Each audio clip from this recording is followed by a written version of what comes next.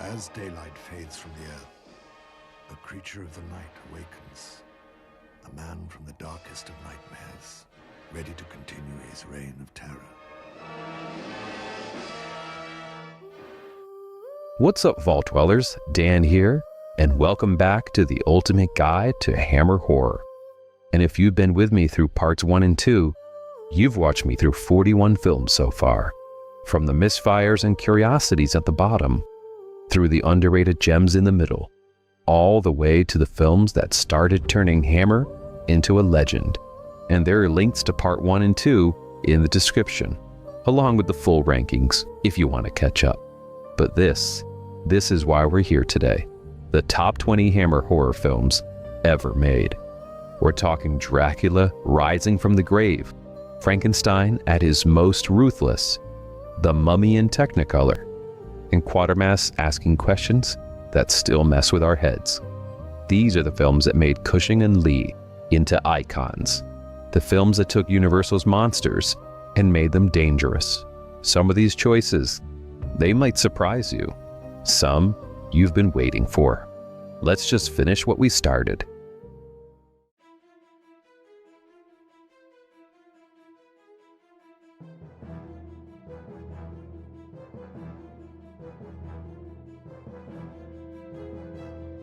The idea for Dr. Jekyll and Sister Hyde, it started as a lunchtime joke, but the movie, it takes it surprisingly seriously. This time Jekyll's formula, it turns him into a woman.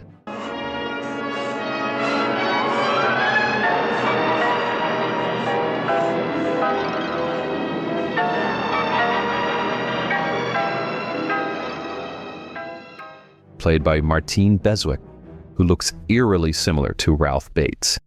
The gender politics are obviously dated, but there's something subversive about watching a man grapple with his feminine self becoming the dominant personality. We'll see who wins. We'll see.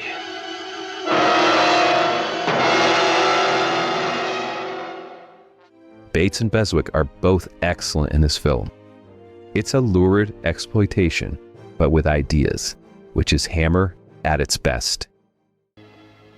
It's Hyde, isn't it? Mrs. Hyde? Is it? The last time we met, I didn't get an opportunity to, introduce myself.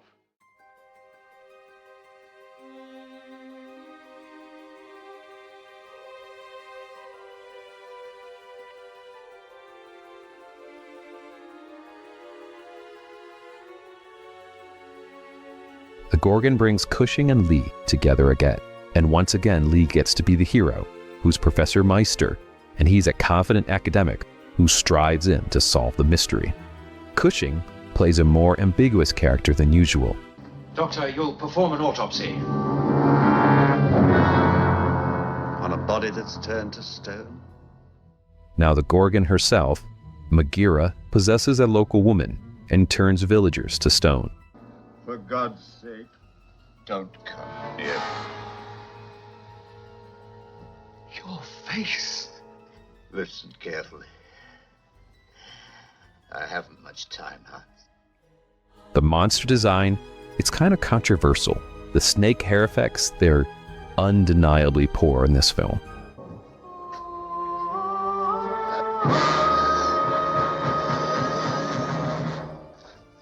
But the atmosphere, it's just pure gothic romance.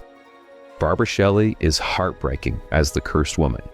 It's not their best collaboration, but watching these two legends on screen together is just always magic.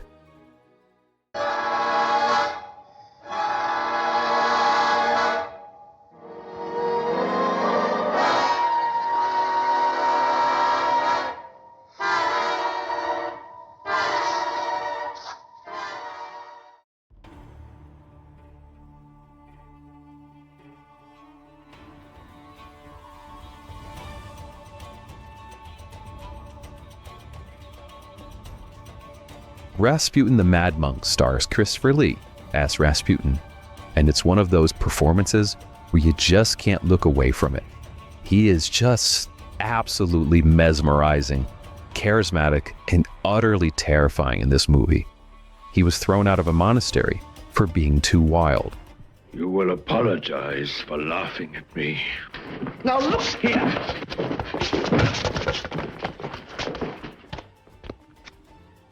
And then he schemes his way into the Russian court. I am not a peasant woman. No. No, you're not, are you? What are you, then?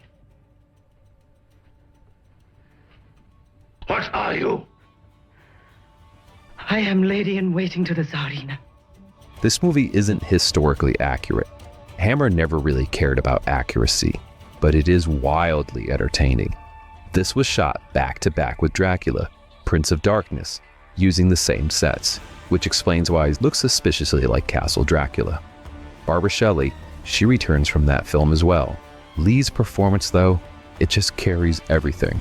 You can see he clearly relished playing someone just so uninhibitedly evil.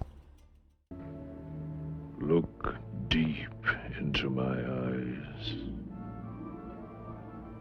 Think of nothing else.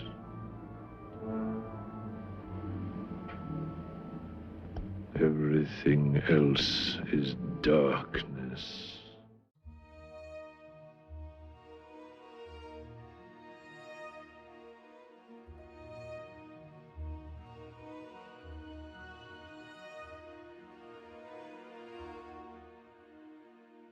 The Phantom of the Opera script was originally written for Cary Grant, who dropped out. Herbert Lom, he inherited the role and brings a genuine sympathy to the Phantom. Now this version, it makes him more victim than monster. Young woman, you must come with me.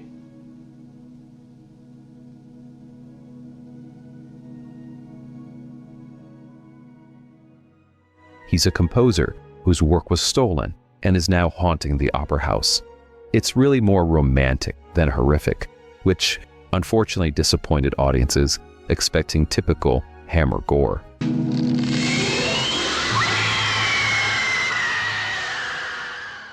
But there's a beauty in Fisher's direction and Lom's performance.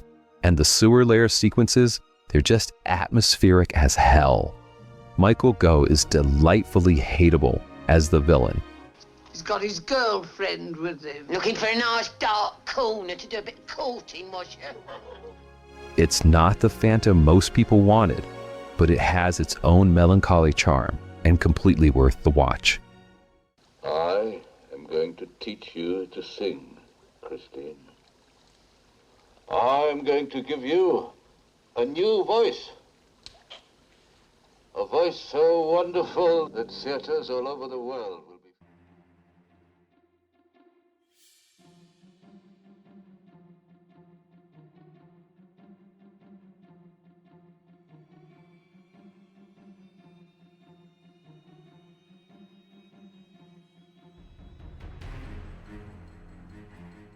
The Reptile was shot back-to-back with Plague of Zombies on the same Cornish village sets. But this one, it's about a woman who was transformed into a snake creature by a Malayan cult. Jacqueline Pearce is phenomenal as the doomed Anna.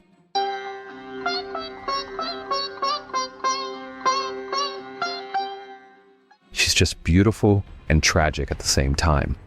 The snake makeup is ambitious, even if it doesn't entirely work.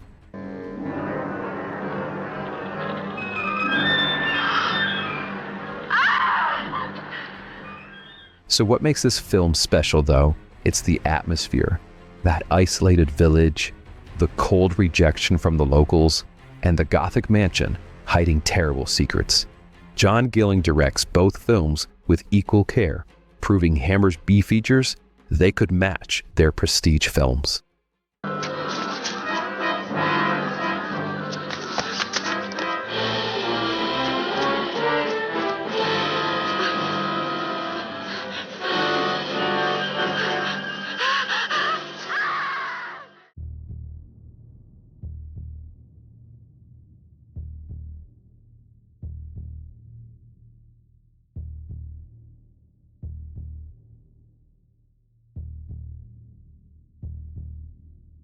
In Taste of Fear, Susan Strasberg plays a wheelchair-bound woman who returns to her father's French Riviera villa and keeps seeing his corpse around the estate.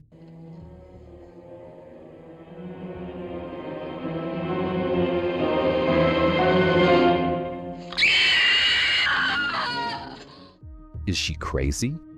Is someone gaslighting her? Well, Christopher Lee shows up as the family doctor.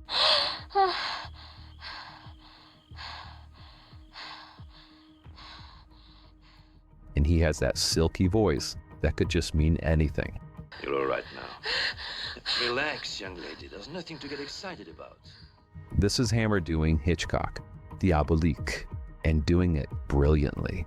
The black and white cinematography is just gorgeous, and the tension, it never lets up. The twists, they just keep coming. It's one of the best psychological thrillers of the 60s, and just criminally underseen. If you haven't watched this one, you really need to fix that.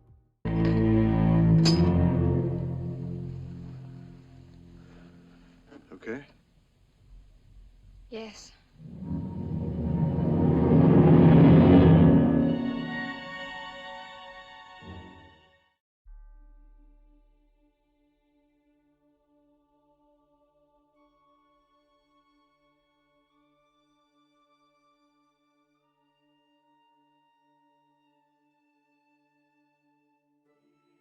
Ingrid Pitt arrived in The Vampire Lovers, and Hammer, they found their new horror queen.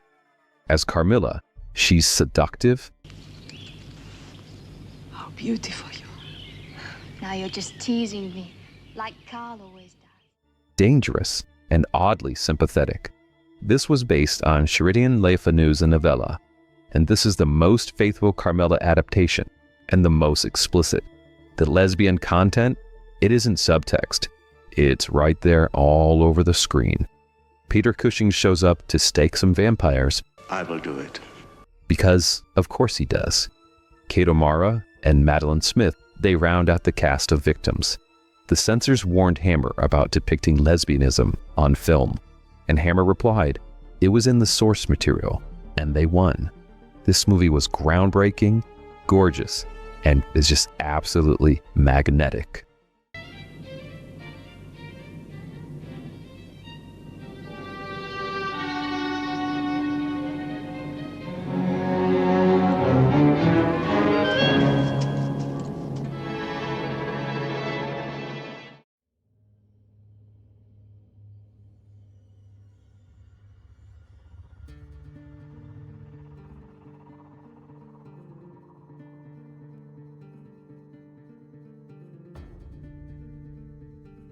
Twins of Evil is easily the best of the Karnstein trilogy. Oh, God, have mercy on this poor, unfortunate creature. She is a child of the devil. Peter Cushing plays a puritanical witch hunter who's as dangerous as the vampires he hunts. The Collinson twins, they play Maria and Frida, and they're identical sisters. One is virtuous, while the other is drawn to darkness. Damian Thomas, he's Count Karnstein. He just revels in Satanism.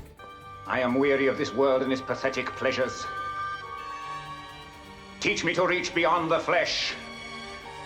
Reveal yourself to me that I may bow down before you and be your servant.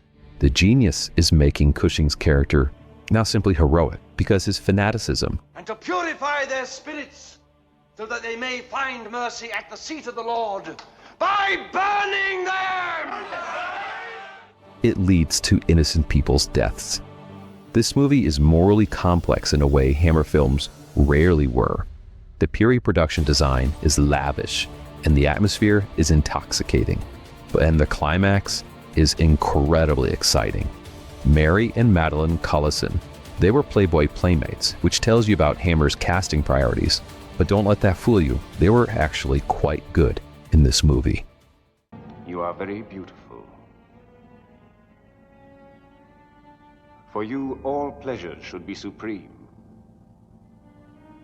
And one supreme pleasure is to take a human life.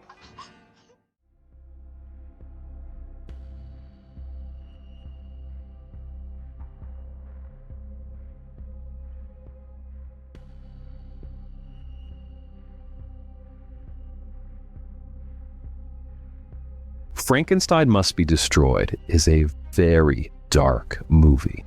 Cushing's Baron is at his most ruthless in this thing. He's blackmailing a young couple. We've done everything you asked. Please leave my room. Performing brain transplants. Hold his head. Rigid. Lower. And there's even a rape scene that James Carreras forced into the film over everyone's objections. Both Cushing and Fisher hated it. But despite the controversy, there's a tragic monster here. A man whose brain is transplanted into a new body. I can transplant his brain. If I don't, it'll die through lack of oxygen. I must therefore transfer it to a healthy body to keep it alive. When the recipient is fully recovered, I shall operate again to cure the insanity. Played by Freddie Jones, giving a heartbreaking performance.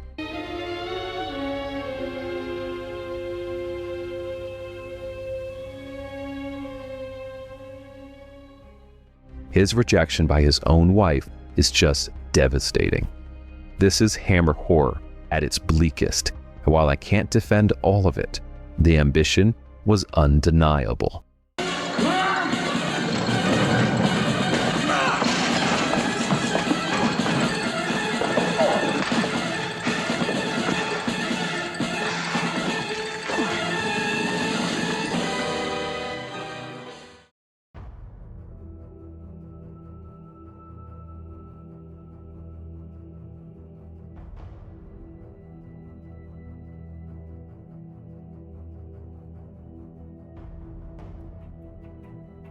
The Man Who Could Cheat Death stars Anton Diffring, who plays a sculptor who's been 104 years old for quite a while.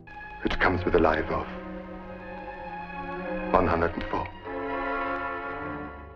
This is essentially the same immortality through murder premise as several other films, but Fisher and Diffring, they make it very compelling. Christopher Lee, he appears as a doctor who refuses to help. And the Technicolor in this movie is absolutely gorgeous. The decadence, it feels real. And there's this like melancholy to Diffring's character. He's not just evil, he's desperate. Ludwig, look. Please. Hazel Court, she brings both sensuality and intelligence to the love interest role. This film was overlooked because it lacks the iconic monsters, but it's sophisticated gothic horror that you absolutely need to see. Georges? I'm sorry. Too late.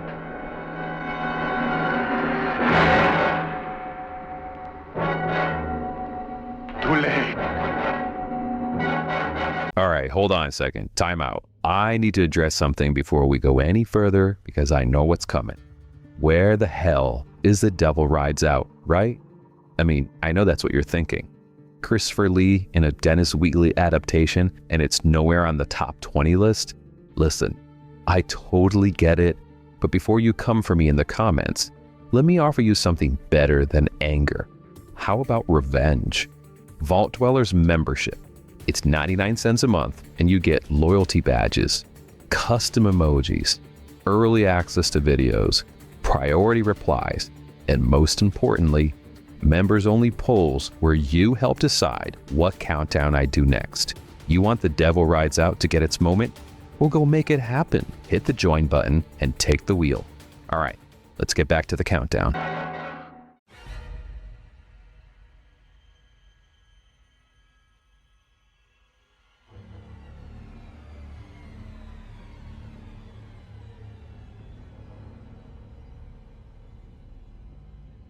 Plague of the Zombies is Hammer's only zombie film, and it may have influenced Romero. Andre Morel plays a doctor investigating mysterious death in a Cornish village and discovers the local squire is using voodoo to create undead labor for his tin mines. The dream sequences where corpses claw their way out of the graves is just legendary.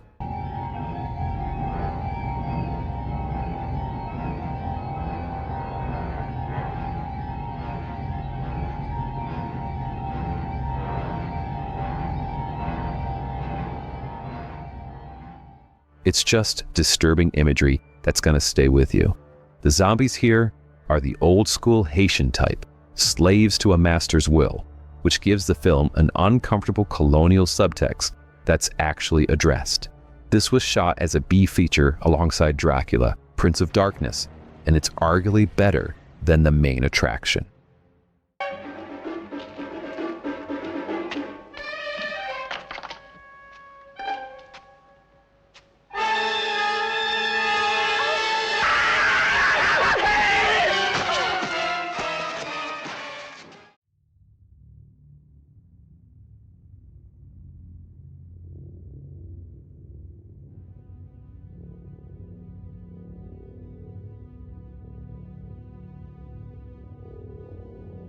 Dracula Has Risen from the Grave begins with a Monsignor who exorcises Castle Dracula.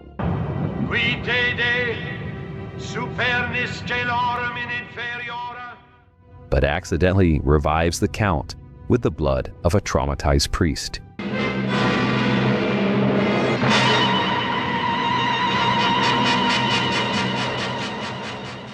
Dracula then follows him home to prey on his niece. There's a girl. Girl? The niece of the Monsignor. Maria? Bring her to me. What do you want her for? You've got me. Veronica Carlson is just luminous as Maria, and her romance with the atheist protagonist adds an interesting wrinkle. Can a non-believer stake a vampire?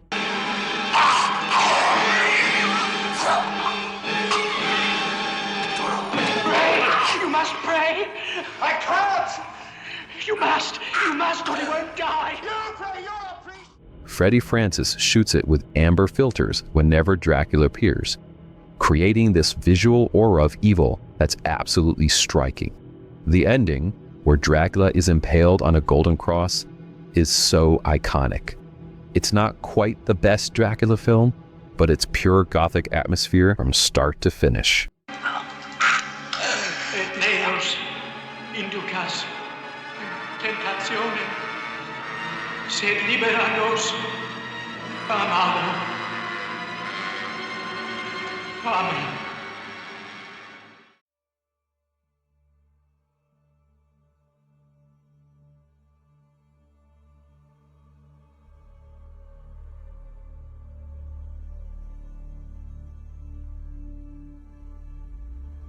In Taste the Blood of Dracula, three Victorian gentlemen seek occult thrills.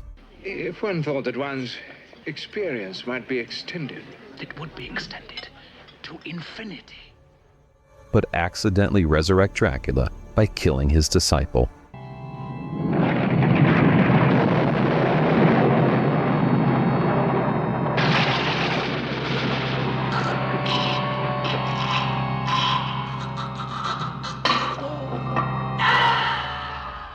The Count, he then uses their children to exact revenge. Christopher Lee, he didn't actually want to return to this film, but James Carreras allegedly guilt-tripped him by saying the crew would lose their jobs if he didn't. But of course his performance, it's still commanding. The real stars though, they're the corrupt fathers, played by Jeffrey Keane, John Carson, and Peter Salis. Watching Dracula systematically destroy hypocritical patriarchs through their own offspring has a subversive pleasure to it.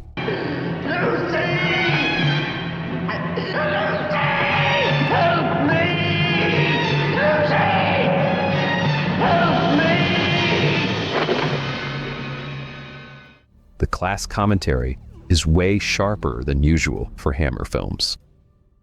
Free, Alice, free to choose good or evil. You're not one of them yet. You're free to choose. I must do as he says. He is my master. He's not. He is not.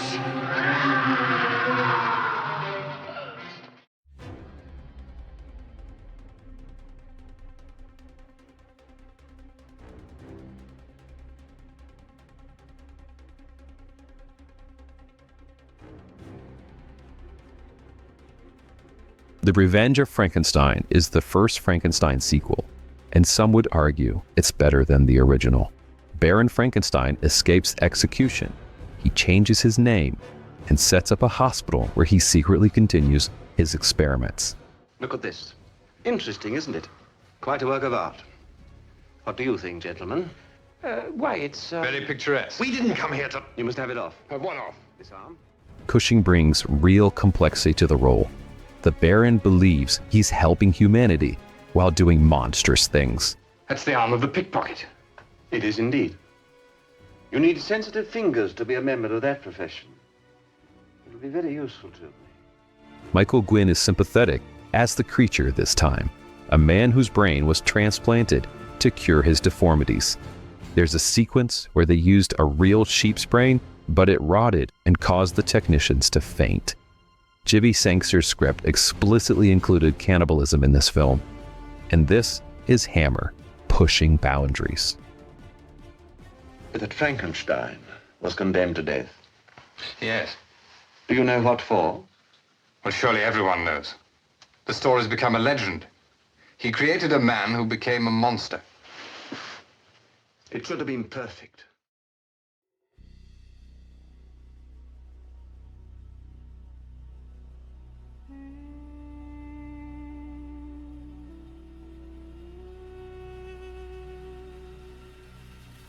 The Mummy gives us Christopher Lee in bandages. Go now. And Peter Cushing as an archaeologist who awakens him. Lee actually suggested the scene where a harpoon gets driven through the mummy's body. And his eyes in that moment, the desperation, confusion, and pain, they're just remarkable acting through pounds of makeup. Return, O Ka the double, O Ba the soul, pulse strong, O Ab the heart, make supple the limbs and strong the sinews. The Mummy is both terrifying and tragic in this film.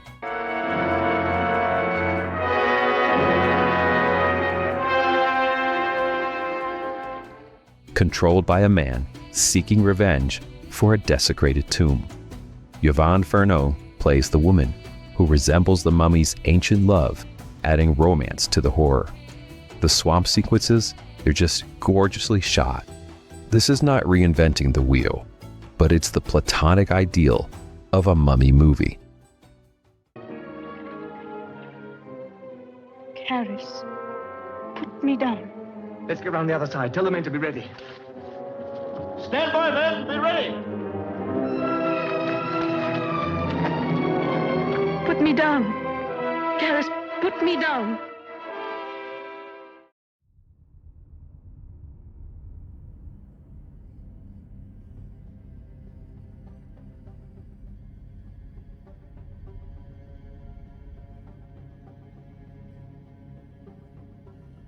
Quatermass and the Pit is about a buried spacecraft that is discovered during a London underground excavation.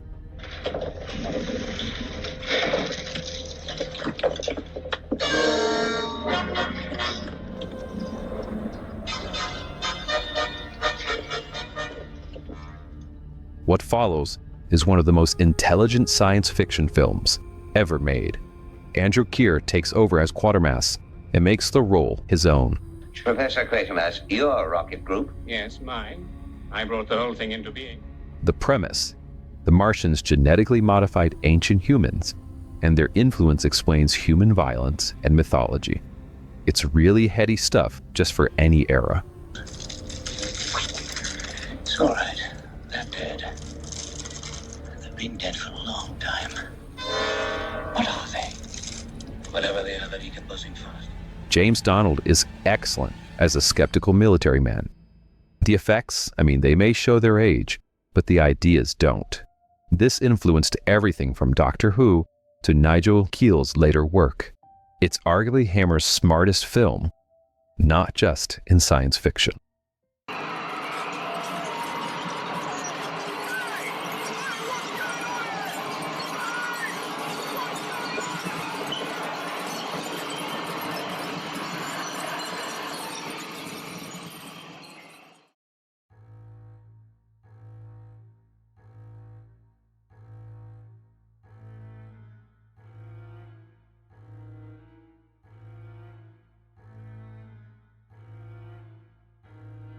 The Brides of Dracula, it doesn't feature Christopher Lee as Dracula because he's already moved on. But Peter Cushing's Van Helsing, he returns, and that's enough. David Peel plays Baron Munster.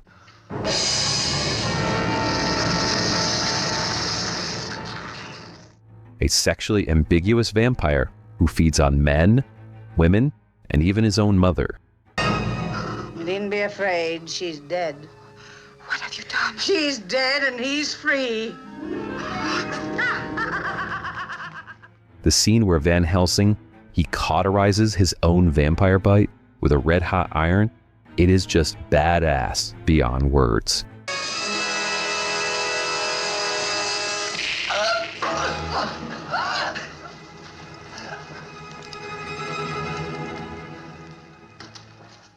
Martita Hunt is magnificent as the Baron's mother, keeping her son chained in the castle. This is arguably a better film than the original Dracula. That's hearsay, I know, because it develops Van Helsing into a full action hero. The windmill climax is just brilliantly staged. You're gonna love this film. My darling Marianne, you haven't forgotten your little Gina. Put your arms around me, please. I want to kiss you, Marianne.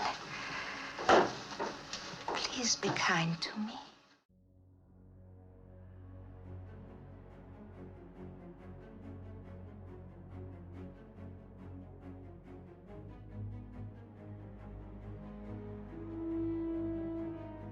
Christopher Lee, in Dracula, Prince of Darkness, actually has no dialogue in this film.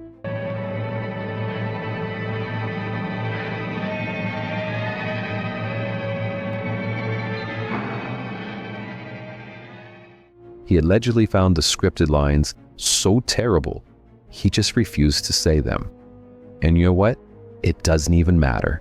His physical presence alone is terrifying enough. The resurrection scene, where a servant slits a victim's throat over Dracula's ashes, it's one of Hammer's most visceral sequences ever. Barbara Shelley, she transforms from a repressed Victorian wife. What's the matter? You called me. No, go to sleep. You said Helen. I did not. To a seductive vampire, and her performance is nothing less than remarkable. You don't need Charles.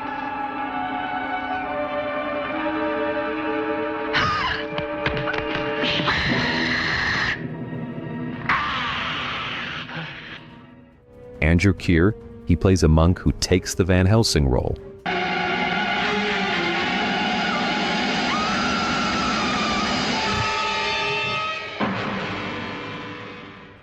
Lee would keep playing Dracula, but never again with this much intensity. Isn't your master joining us for dinner? No, sir. I'm afraid not. Is he indisposed? He's dead.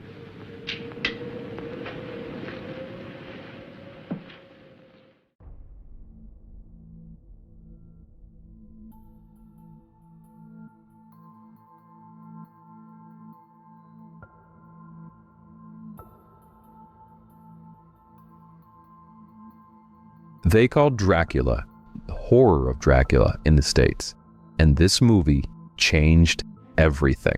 I am Dracula, and I welcome you to my house. Christopher Lee, he brought sex appeal to vampirism. He's not the corpse-like creature of Lugosi, but a predator radiating dangerous charisma. And Peter Cushing's Van Helsing, he's athletic, intelligent, and just utterly committed to the role. And that ending, Van Helsing sprinting across the table, it made the audiences gasp.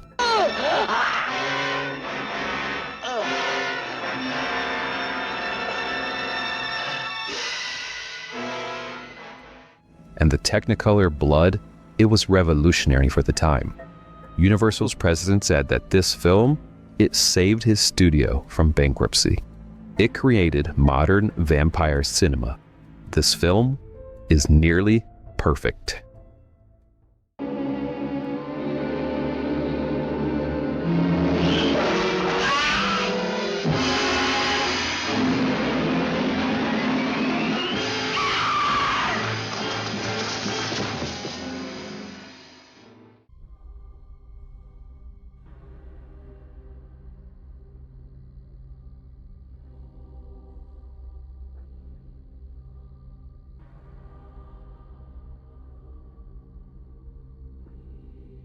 The Curse of Frankenstein is where it all started.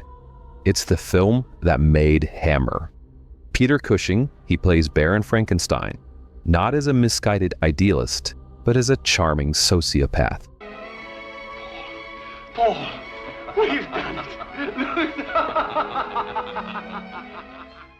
He murders for parts. Forget the whole. Now we must take the part. Limbs, organs, and then we must build. And he betrays everyone who trusts him, never once doubting himself. I'm delighted. That means your experiment will not succeed. You're going to help me, Paul. Whatever you say. This movie is so chilling. Christopher Lee's monster had to look nothing like Karloff's because of Universal's copyright.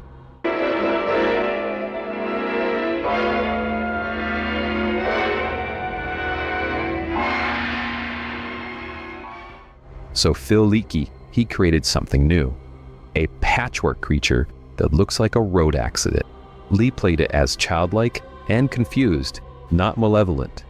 The Technicolor gore was revolutionary, and critics called it disgusting.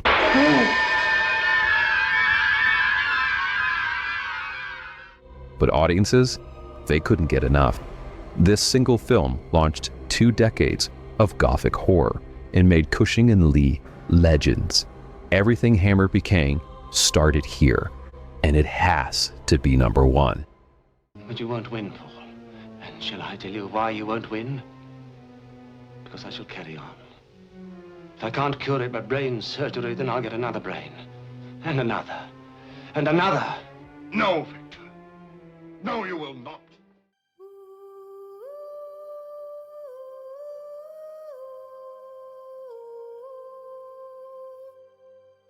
The Curse of Frankenstein had to take the top spot. It just had to, because without that film, there's just no Hammer horror. There's no Cushing, no Lee as we know them, no Technicolor blood, no Gothic revival. Everything that studio became, every Dracula, every monster, and every scream, it started with Baron Frankenstein and his patchwork creature back in 1957. Now, the full list of all 61 films, it's in the description, and there's links to part 1 and part 2 at the end as well, also in that description if you missed them. And if you're new to Hammer, why don't you start with the top 10? Work your way through those first. Just let yourself fall into those fog-shrouded sets and Christopher Lee's cold stare. And if you're already a fan, if you grew up on these like I did, you can go tell me what I did wrong in the comments. Tell me what deserved a better spot, or just tell me what I'm sleeping on. And if you made it through all 3 parts of this thing, I just want to thank you. I mean, seriously, this took months to put together. And knowing that there's people out there who care about these films as much as I do, totally makes it worth it. Now, go watch some Hammer and keep it weird, folks. Near the end, coming in to grab the cross from around my neck, obviously comes in, hits your chest and bounces off backwards. Now, that's amusing. I'm sorry, Christopher, that is funny. Person Vlad the Impaler and gave us all lectures and things, but generally we kept him off the set when giggles were apt to happen.